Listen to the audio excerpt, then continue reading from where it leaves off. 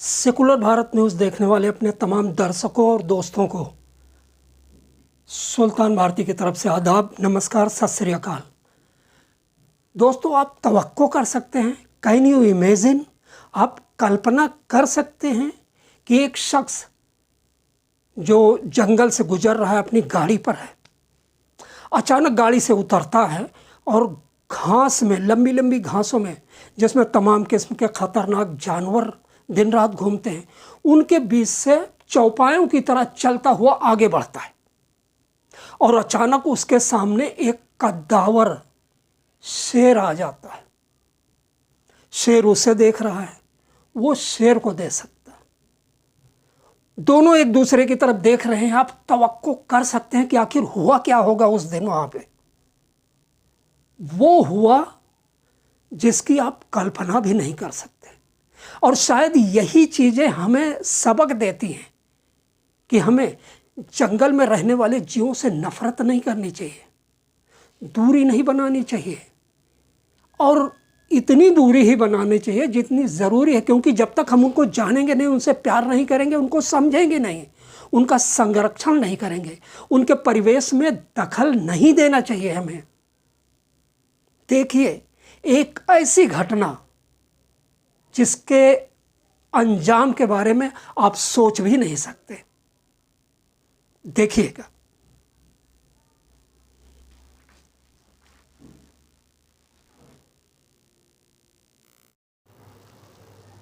एक ऐसा दृश्य जो जंगल में लाखों साल में एक आध बार देखा जाता है। सभ्य दुनिया का एक आदमी, एक फोटोग्राफर, जो इस तरह की वीडियो तैयार करने का खतरा उठाते हैं, वह है, और उसकी टोह लेता हुआ एक शेर बिल्कुल पास में आ रहा है। इसने इंसानों को बहुत दूर से देखा है, लेकिन उसकी समझ में नहीं आ रहा है कि दाढ़ी वाला, बाल वाला और कुर्तों में उसकी दुनिया में आकर कर क्या रहा है। बिल्कुल पास में आके खड़ा है।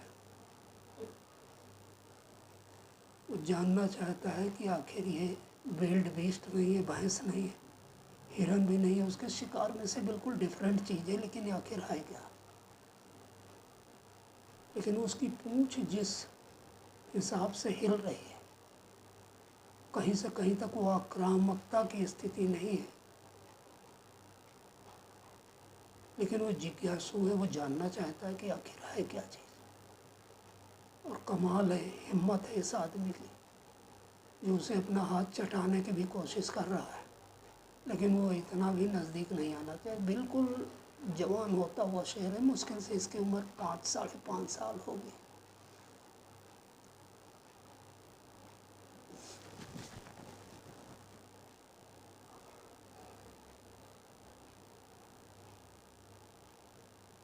शख्स की जितनी तारीफ की जाए कम है।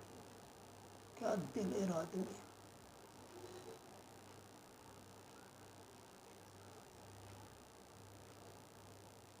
शेर का पेट भरा हुआ है शायद।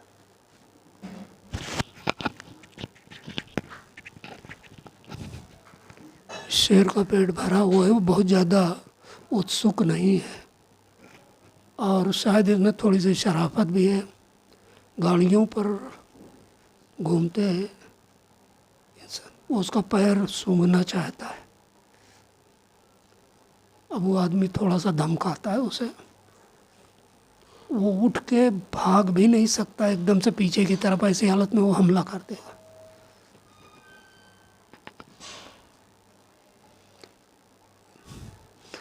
आखिरकार उसकी दिलचस्पी इस अजीब से जीव में बिल्कुल ख़त्म हो गई और वो वापस जा रहा है।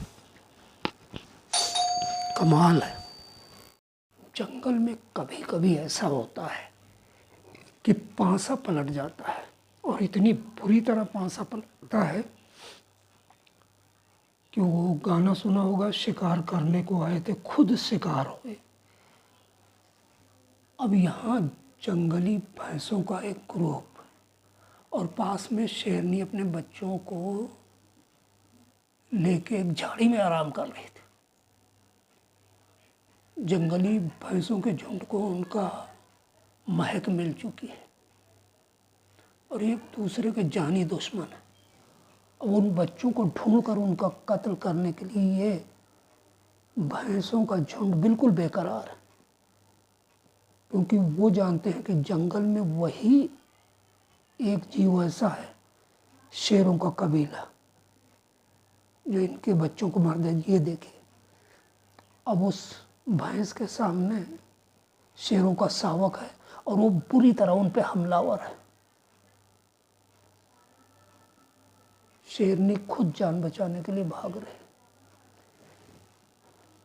क्योंकि 1 टन वजनी इन भैंसों के खतरनाक 1 मीटर लंबे सींग। बच्चे के ऊपर कोई रहम नहीं।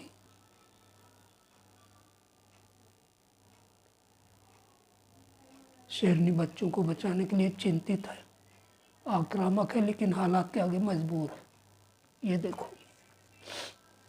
उन्होंने एक बच्चे को तो मार दिया है।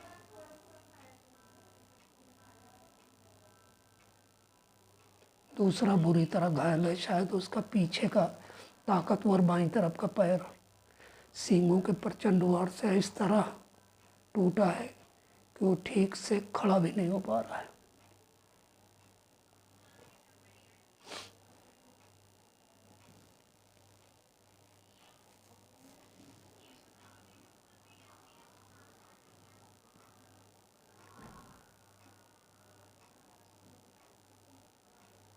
अब तादाद भारी पड़ी है, शेर आ चुके हैं और उन्होंने भैंसों के झुंड को खदेड़ रखा है और पीछे छूट गया एक कम उम्र का नर भैंसा उनकी पकड़ में है, लेकिन कह नहीं सकते कुछ शिकार बना पाएगा, क्योंकि भैंसों का झुंड पास में ही है और शेर अकेला है। ये लो, दांव उलट पड़ा, भैंसें पलट गई।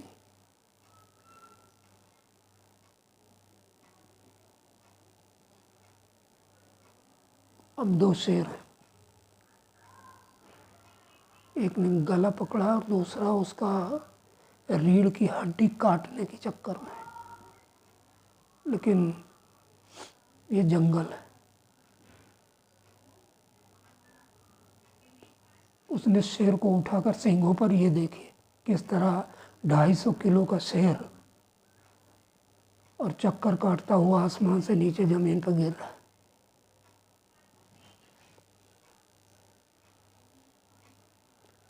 लेकिन ये बुरी तरह से घायल छोटा भैंसा, लोग झुंडों ने उसे अपने अंदर ले लिया।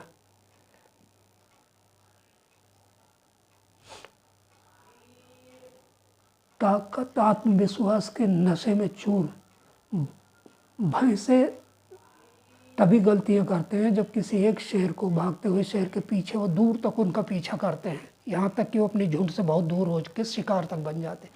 अब यहाँ पर एक शेर अपनी जान बचाने के लिए पेड़ पर चढ़ चुका है और नीचे पूरा झुंड है, उसे मार डालने के लिए बेताब, बेकरार।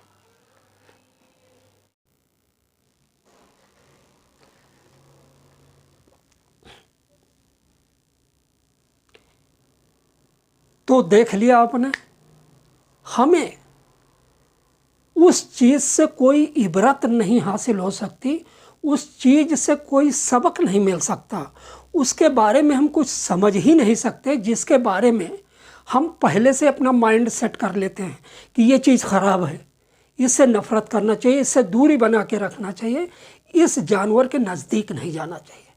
आप उस ज़माने का तवक्को कीजिए जब हमारे पुरखे, हमारे ऋषि मुनि जंगलों में रहते थे, जानवर उनके आसपास बैठते थे, हमारी अपनी ज़िंदगी थी, उनकी अपनी ज़िंदगी थी। सिविलाइजेशन को हमने गले लगाया, वो अपने कुदरती परिवेश में मस्त रहे, खुश रहे और आज भी जी रहे हैं। तो हमें एक दूसरे को समझना चाहिए, जब समझेंगे, जानेंगे, तभी हम उनकी बेहतर मदद कर सकते हैं। तो आज ज़रूरत यह है कि हम उनका परिवेश उजाड़े नहीं, उनको फलने फूलने, रहने और ज़िंदगी बसर करने का अपने ढंग से उतना ही अधिकार है जितना हम इंसानों को। अगर हम खुदा को मानते हैं, ईश्वर को मानते हैं, गॉड पर बिलीव करते हैं, तो हमें उनकी ज़िंदगी का सम्मान करना चाहिए, उनके परिवेश का सम्मान करना चाहिए, उनका परिवेश उजाड़ना नहीं चाहिए। जय हिंद, जय भारत, अल्लाह हाफिज़।